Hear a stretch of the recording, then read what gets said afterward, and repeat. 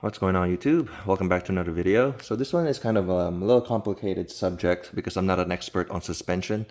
So I took my T7 recently just now actually, to my suspension mechanic, Daredevil Motorsports. He measured my bike, the sag and everything. We did the static sag measurement. We put it on the wheel chalk, and I sat on it, measured it. The surprising result of that is just I thought I was overloading the shock. He mentioned that the allowable sag was like 70 millimeters, something like that. I'm actually at 50 something millimeters, which is crazy because in my mind, I thought this whole time that I overloaded the spring. So we're kind of confused. Somebody can chime in on that. Has that ever happened when you measure the T7? I'm 210 pounds. Yeah, 210. I'll just say 215. I'm 215 pounds most days without gear. So I'm on the heavy side. I'm like 6'2", 215.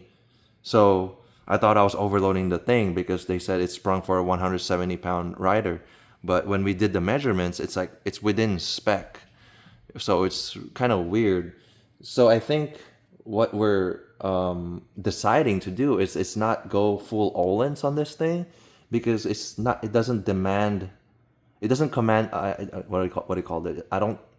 I don't need that. I just, like it's a bling factor. If you want I guess he's telling me if you want the most cost effective upgrade, it's just to change the spring, go K-Tech. So that's what I'm deciding to do is to go K-Tech, replace the rear shock spring and the front spring to, the front will be 6.6 newton meter. I don't know how to call it, 6.6. And then the rear is going to be 75. So the stock, I think he mentioned it, the stock is 73, so it's going to be 75. It's a little bit stiffer. It's not going to be, it's an incremental change because the way it acts right now is actually within spec. So I'm actually really surprised. So we played around with the clickers and things like that, made some adjustments. The bike does feel pretty good. So I think it just sags a whole lot because of it. It's made to absorb jumps. So the way they designed this bike is that it's like in between a dirt bike and adventure bike, right? He mentioned that a dirt bike is like at 100 newtons spring rate. I think that's what he said. And then this one he made it's made 373. So I guess in the softer side, so you can. I'm not an expert. Somebody can chime in on that. I'm not knowledgeable. So you guys can shine some light on that, and it'll help me out to understand.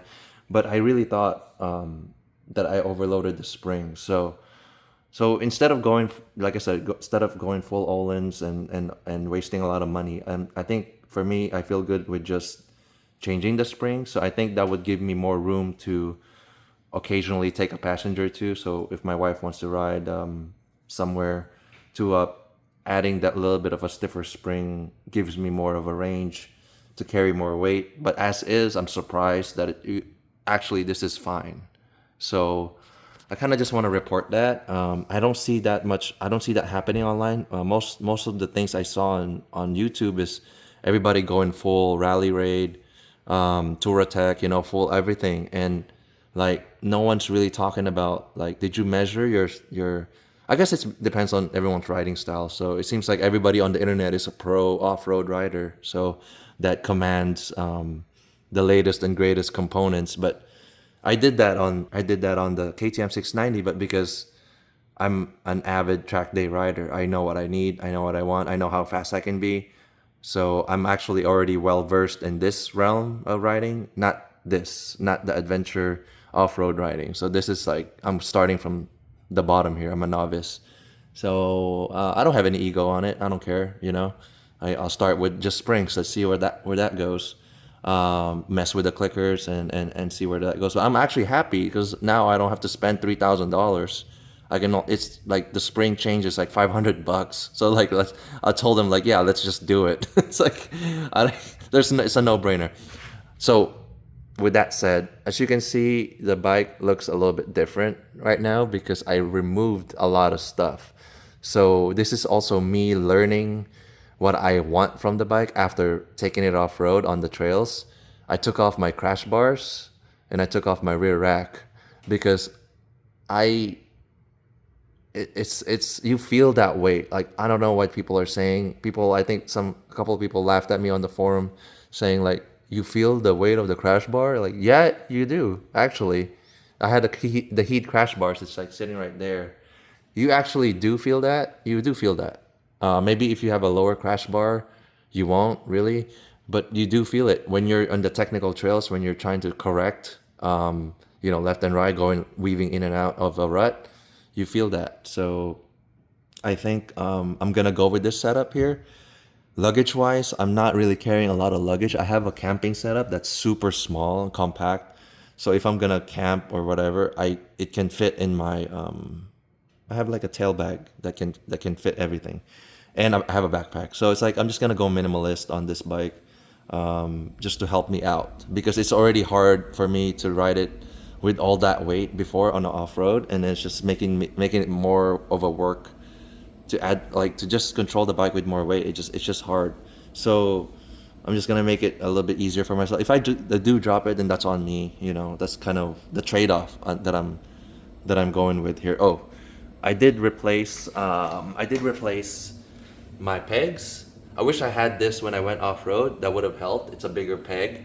Also, the frame guard there is really nice by Acerbis. So like everything is tied up really really nicely. So I'm gonna replace probably the exhaust too. There is some weight to this, so I might go titanium. I don't know what yet. Yeah, the bike's already scratched, so I hit that, and I think I fell on this side that one time. So I already nicked my, I painted my swinger. I already nicked that on the rocks. So it's not a, I got that out of the way. It's not a big deal. As long as I can paint it, it doesn't bother me. So I haven't cracked anything yet. So I'm gonna change that to titanium. Maybe it'll lessen the weight too. So maybe wings. I don't something decent. Wings is pretty good. I've had wings before. I have not ridden my 690 ever since I got this bike. It's just such an amazing motorcycle. Like, I love everything about it. It's just every time I go to the garage, I look at this and I sit on it, and I'm like, but it's right now it's like 110 degrees here in NorCal, so it's just not pleasant to ride. So, all right, I just kind of want to report that. I think it's like a really wild realization. Actually, so I guess my takeaway for this video, I don't want to make it too long. It's already too long. Is get your bike measured first by a professional. Get it, go to your suspension mechanic and actually sit on the bike, measure the sag, measure everything before you just buy stuff that everyone tells you to buy, because I almost went for that. The Öhlins, I want the full adjustability. I wouldn't even know the difference because I'm not an avid off-road rider yet. So once I get more experience, I know what I want. I know how the bike, and then I know how I want the bike to react off-road that's comfortable to me. Then I know what to ask for next time. So we'll do the springs, keep everything else the same, and then we'll see where that goes. So, all right, hopefully this one gives you guys some insight. And if you guys have any tips for me in terms of suspension, besides what I mentioned already, let me know, because like I said, I'm not an expert on it, and I'm really surprised with that measurement.